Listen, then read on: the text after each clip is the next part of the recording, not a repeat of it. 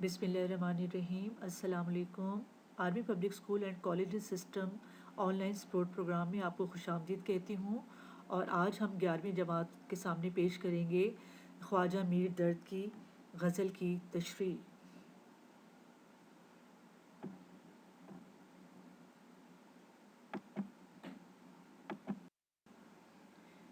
उर्दू लाजमी हिस्सा गज़ल है। गज़ल नंबर 2 है। इससे पहले हम मीर तकी मीर की 2 गज़लें कर चुके हैं। अब हमारे दूसरे शायर कौन हैं? ख्वाजा मीर दर्द। और सफ़ा नंबर 165 से 166 पर मुश्तमिल है। गज़ल का उन्वान गज़ल दर्द। दरकार ज़राए हमारे हैं ऑनलाइन ज़राए मवासलात और हमारी दरसी किताब।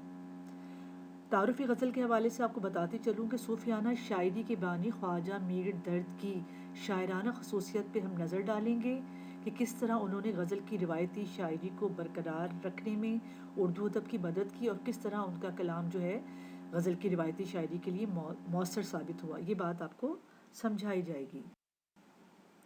जी, ख्वाजा मीर दर्द जो हैं उर्दू में सूफियाना शायरी के बानी कहलाते हैं, जिसका अंदाज़ा आपको उनके ये चंद नमूने लगाए हैं इससे हो रहा होगा कि अर्ज़ो समा कहाँ तेरी वुसअत को पा सके, मेरा ही दिल है वो कि जहाँ तू समा सके।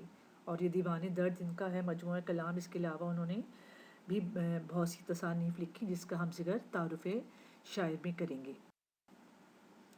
आज के लेक्चर का मकसद क्या है कि तुलबा को शेर पढ़ने का दुरुस्त तरीका समझाना, मज़ीद दर्द बतौर सूफ़ी शायर, तसव्वुफ़ के इमाम, उर्दू की शायरी में जाने माने जाते हैं, फिर दर्द की शायराना खसूसियात पर नज़र डालना।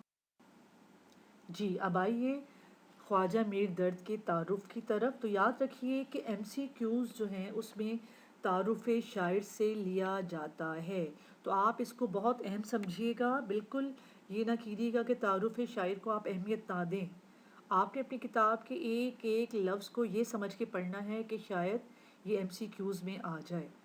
इस तरह क्या होगा कि इंशाअल्लाह आपके जो है MCQs में पूरे 20/20 नंबर आने के 100% चांसेस हो जाते हैं। जी, तो ख्वाजा मीर दर्द को हम पढ़ते हैं। पैदाइश है 1720 और वफ़ात है 1785। आप दिल्ली में पैदा हुए। तसव्वुफ़ के मज़ामीन उर्दू के शोरा ने इनसे पहले बांधे, लेकिन इनमें जो तकमीली शान दर्द ने पैदा की वो उन्हीं का हिस्सा है। इसकी बड़ी वजह ये भी है कि वो सूफ़ी थे। दर्द कल्बी वारदात के इजहार के लिए जिन अल्फाज का चुनाव करते हैं, यूँ महसूस होता है जैसे वो अल्फाज बने ही इस मकसद के लिए हों। दर्द की सूफियाना शायरी वहदतुल वजूद और वहदतुल शहूद फ़लसफ़ों का खूबसूरत इम्तिज़ाज पेश करती है।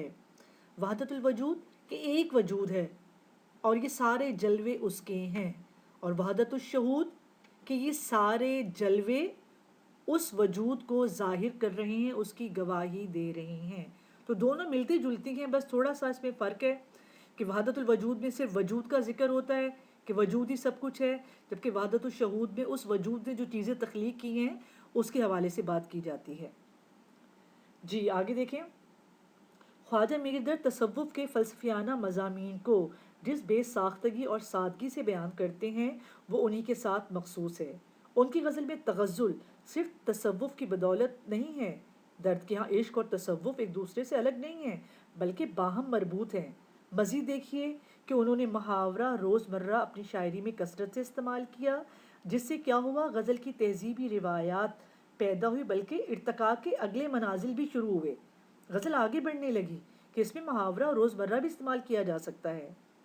उर्दू शायरी को दर्द ने एक ही मजमूआ कलाम दीवाने दर्द दिया, जिसकी तस्वीर मैंने आपको दिखाई थी शुरू में, लेक्चर के शुरू में। दीवाने दर्द वो एक मजमूआ कलाम है, लेकिन मयार के अतबार से वो इतना बुलंद है पाया है कि किसी सूरत नज़रअंदाज नहीं किया जा सकता, और जिसने दर्द को गज़ल गो शोरा की सफ़े अव्वल में खड़ा कर दिया। तो इनकी तसानीफ़ पे भी नज़र डाल लें, या आपको MCQs में तसानीफ़ का नाम आ सकता है कि शायर का नाम बताएं। जी, शम्मे महफिल, आहे सर, नाले दर्द, वारदात, दर्द दिल और इल्मुल किताब। आगे चलते हैं। अब आइए गज़ल की तरफ। तो बच्चों, गज़ल पढ़ने का तरीका, लबो लहजा आपको आना चाहिए।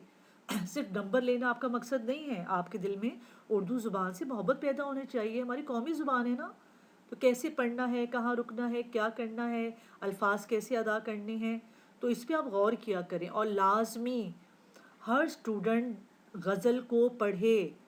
پورا یہ مت سمجھے کہ آن لائن لیکچر لے لیا تو کام ختم ہو گیا. نہیں، آپ کا بھی برابر کا اس میں ہاتھ ہے. آپ نے برابر کی محنت کرنی ہے استاد کے ساتھ ساتھ.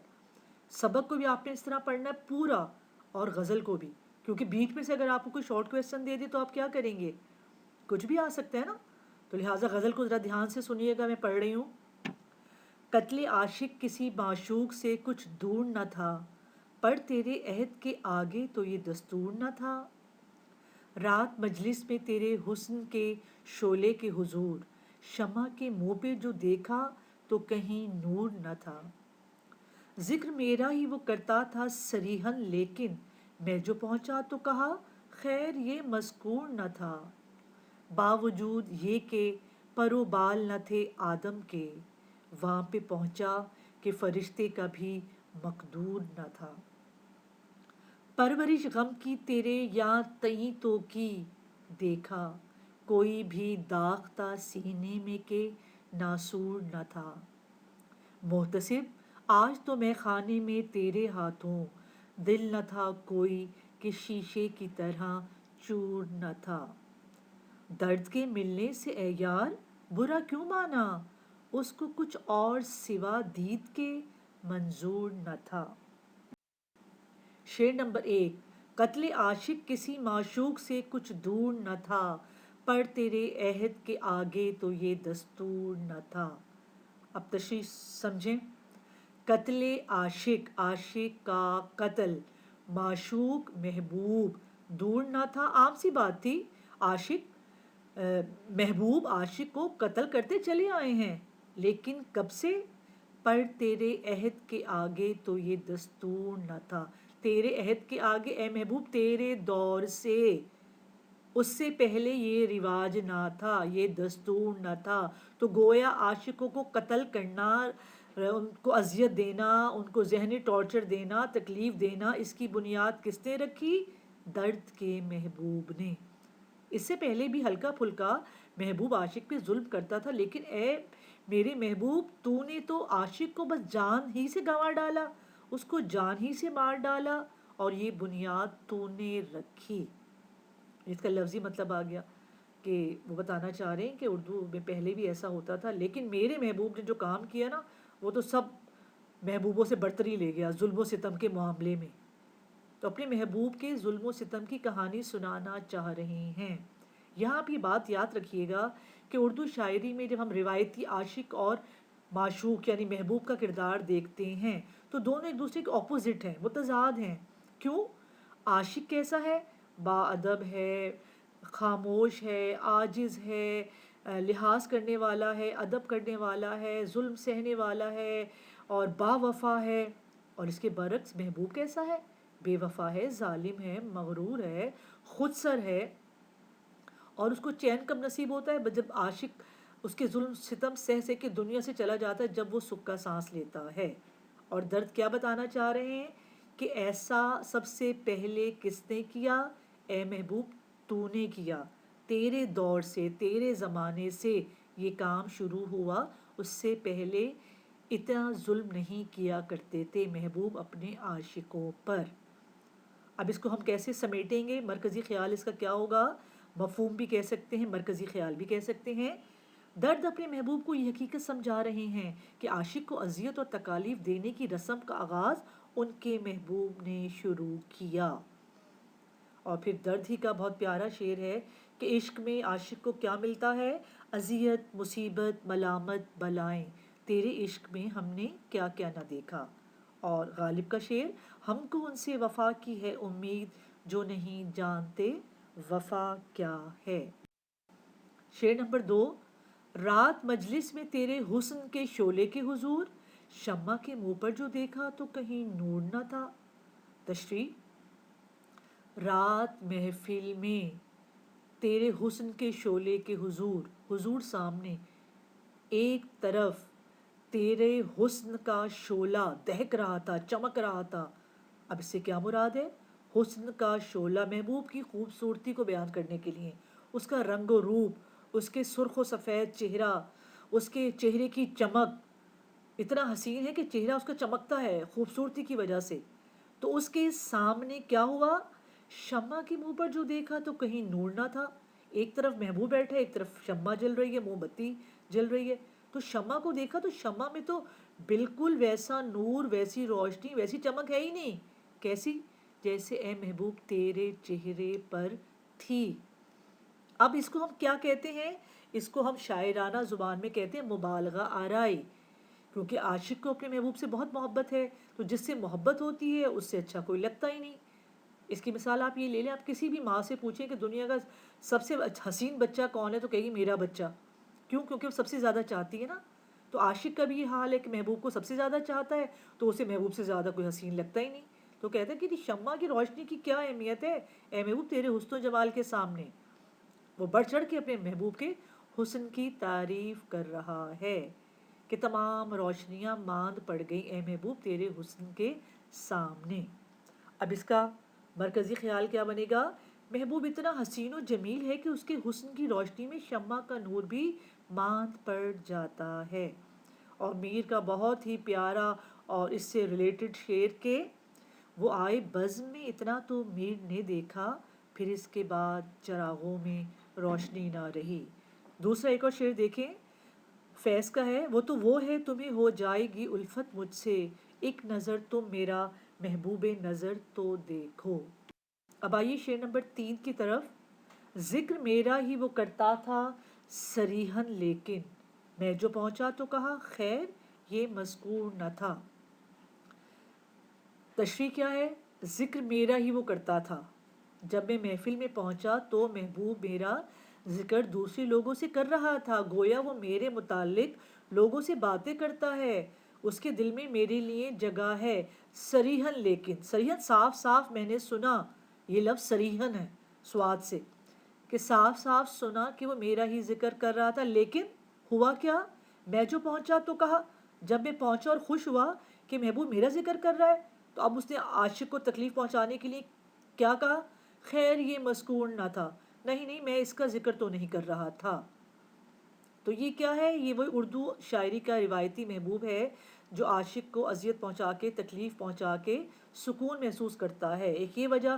دوسری وجہ کیا ہو سکتی ہے کہ شاید محبوب اقرار محبت سے گھبراتا ہے، وہ سمجھتا ہے اس سے میری توہین ہوگی، شاید اس سے میں ڈی گریڈ ہو جاؤں، تو اس وجہ سے وہ ایسا کرتا ہے. تو اس کی مرکزی خیال کا کیا بنا پھر؟ محبوب چپکے چپکے عاشق سے محبت کرتا ہے لیکن اقرار محبت سے گھبراتا ہے. اب آئیے مماثل اشعار کی طرف.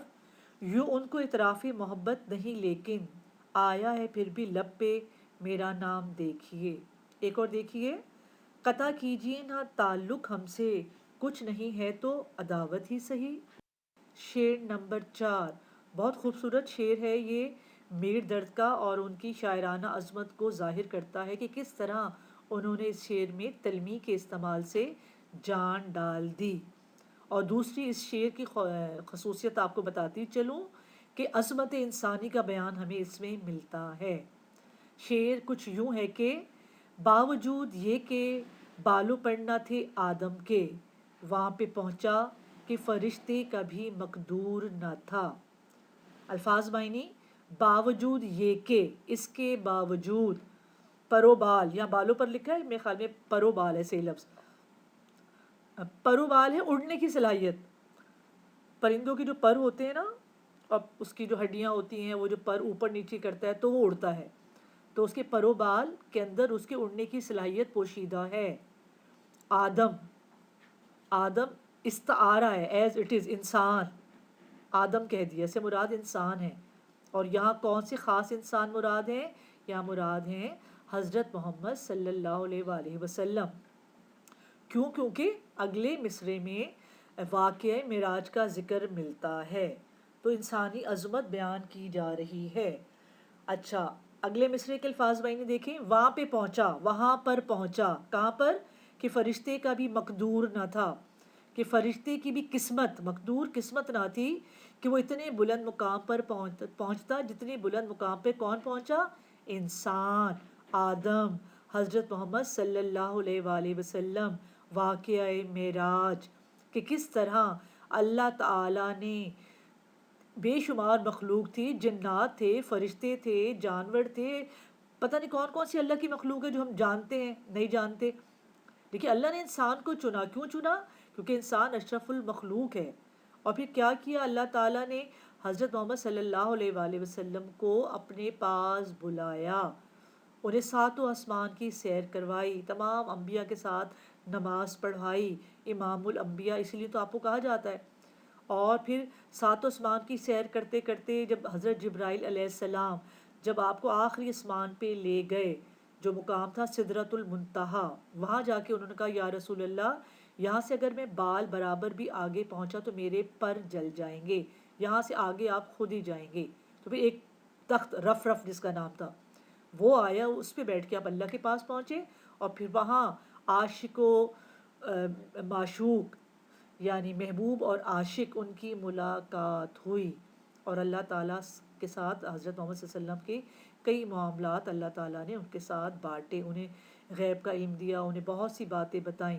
تو دیکھیے کتنا بلند اللہ نے انسان کو رتبہ دیا. یہ رتبہ کسی کو مل سکتا ہے کہ آسمانوں سے بھی بلند رتبہ اور عرش کا مقام جہاں اللہ تعالیٰ ہوتے ہیں، پھر آمنے سامنے گفتگو کرنا. تو اس لیے عظمت انسانی کا ثبوت ہے یہ شعر، اور صنعت تلمی کی بھی خوبصورت مثال ہے. اب اس کا مرکزی خیال کیا بنا؟ انسان اشرف المخلوقات ہے، اسی لیے اللہ نے اسے اتنا بلند مقام عطا کیا اور اتنی بلندی پر بلایا جہاں تک پہنچنا فرشتوں کے بس میں بھی نہیں. واقعہ معراج اور تلمی. اب اس کے مماثل آپ دیکھیے. جلتے ہیں جبرائیل کے پر جس مقام پر، اس کی حقیقتوں کے شناسا تم ہی تو ہو. پھر ایک اور دیکھیے. زنجیر بھی ہلتی رہی، بستر بھی رہا گرم، ایک پل میں سوئے عرش گئے آئے محمد. شعر نمبر 5. پرورش غم کی تیرے یاں تئیں تو کی دیکھا، کوئی بھی داغ تھا سینے میں کہ ناسور نہ تھا. پرورش غم کی، اے محبوب تیرے غم کو پالا، یاں تئیں تو کی، یاں تئیں یہاں تک کی، اے محبوب تیرے غم کی پرورش یہاں تک کی. کہاں تک کی؟ دیکھا. پرورش کرنے کے بعد کیا دیکھا؟ کوئی بھی داغ تھا سینے میں، تیرے دیے ہوئے غم میرے سینے کے داغ بن گئے، زخم بن گئے. اور کیونکہ میں انہیں پالتا رہا، پرورش کرتا رہا، تو ظاہر بات ہے اگر ایک زخم کو آپ پالتے رہیں اور اس کا ٹریٹمنٹ نہ کروائیں، علاج نہ کروائیں، تو وہ کیا بن جاتا ہے؟ ناسور، لا علاج، کینسر. تو جب میں نے غور کیا تیرے غموں کو پالتے پالتے کہ غم ملتے رہے، اذیتیں ملتی رہی، میں سہتا رہا، اور آخر میں دیکھا تو کیا تھا؟ سینے میں لا علاج زخم تھے جن کا اب علاج موت کے سوا اور کچھ نہ تھا.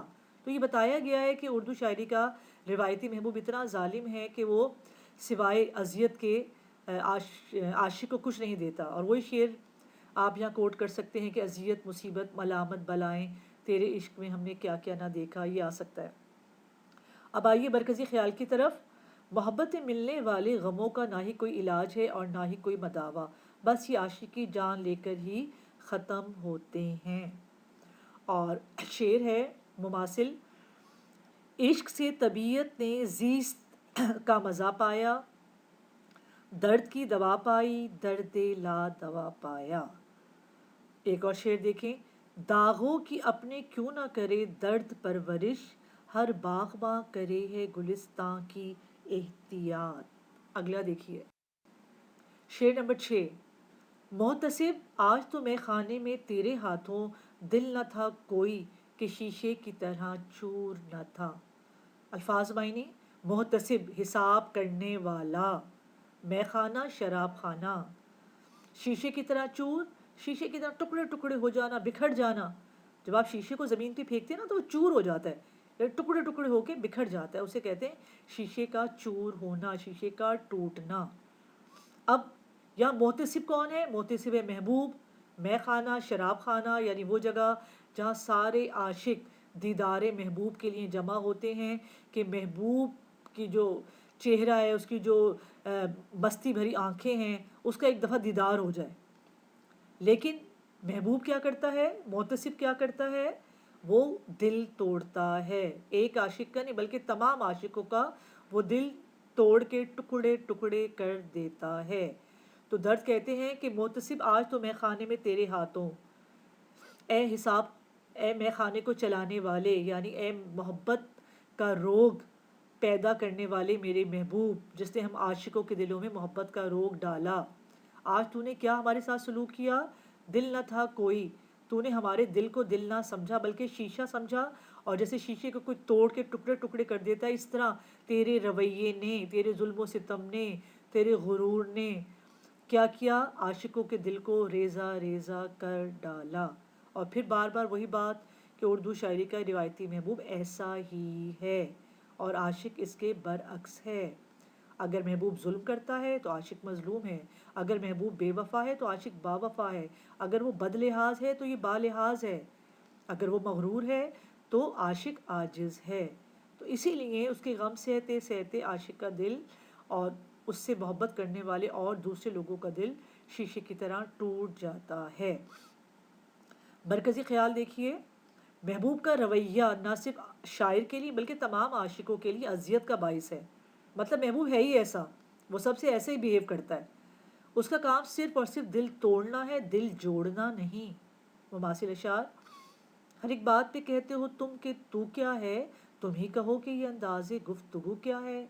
ایک اور شعر دیکھیے: ہاتھوں سے محتسب کے ہیں اب میں کدا کے بیچ، ساغر شکستہ خاطر و مینا شکستہ دل. مقطع مقطع جو ہے یہ شارٹ کویسچن میں آ سکتا ہے، تشریح کے لیے نہیں آتا. ایم سی کیوز میں آ سکتا ہے، تو اس لیے اس کو آپ سمجھنا ضروری ہے. درد کے ملنے سے اے یار برا کیوں مانا، اس کو کچھ اور سوا دید کے منظور نہ تھا. تو یہ مقطع ہے، آخری شعر ہے کیونکہ شاعر نے اپنا تخلص استعمال کیا ہے. اور اس کا مفہوم کیا ہے کہ درد کی زندگی کا مقصد صرف اور صرف دیدار محبوب ہے، اور مماثل ہے ان کے دیکھے سے جو آ جاتی ہے منہ پہ رونق، وہ سمجھتے ہیں کہ بیمار کا حال اچھا ہے. اور تشریح مختصر، ہم اگر اس کا شارٹ کویسچن بنائیں تو تشریح یہ ہے کہ درد اپنے محبوب سے کہہ رہے ہیں کہ تم، میرا ملنا تمہیں برا کیوں لگتا ہے، میں تو صرف اور صرف تمہیں دیکھنا چاہتا ہوں، تمہارا دیدار ہی میری زندگی کی سب سے بڑی خواہش ہے. آگے چلتے ہیں. یہ آپ کا اسائنمنٹ ہے، آپ پوری غزل کو پڑھیں گے اور ساری تشریح کو سمجھیں گے، ان سوالوں کے جواب دیں گے، اور کنایا قریب اور کنایا بعید کی جو تعریف ہے یہ میں آپ کو گرامر میں کرواؤں گی.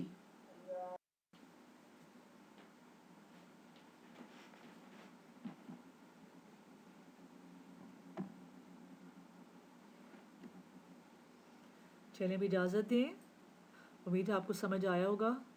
تو اپنا خیال رکھیے گا اور بہت دھیان سے پڑھیے گا. بہت آسان غزل ہے اور انٹرسٹنگ بھی ہے. اوکے چلیں جی، اللہ حافظ اینڈ ٹیک کیئر.